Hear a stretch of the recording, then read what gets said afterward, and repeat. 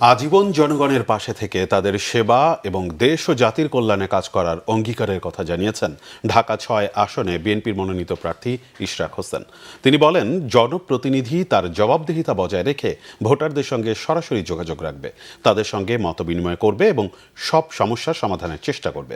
মঙ্গলবার রাজধানীর RK mission road নীর ছায়াবীথি এলাকাবাসীর উদ্যোগে এক মতবিনিময় সভায় এসব কথা বলেন ইশরাক হোসেন।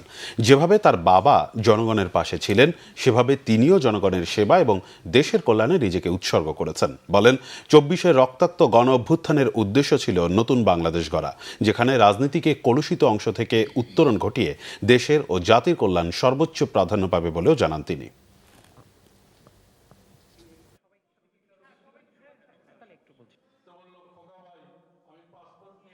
যদি আমরা নির্বাচিত হয়ে আসি, পরের দিনই সব সমস্যার সমাধান করে ফেলবো, এটি সম্ভব নয়।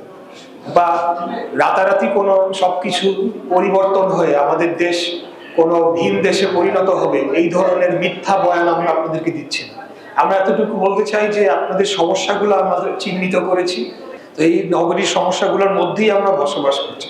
অতএব আপনাদের কথাগুলো আমরা শুনতে চাই এবং সেই সমস্যাগুলো স্থানীয়ভাবে সমাধান হোক, অথবা যদি মহান আল্লাহ তাআলা আমাকে নির্বাচিত হওয়ার সুযোগ দেন, সমস্যার প্রকারভেদে সেটি যদি সংসদে উত্থাপন করার প্রয়োজন হয়, সেটিও আমি অবশ্যই করবো। এতটুকু আপনাদেরকে কথা দিতে পারি।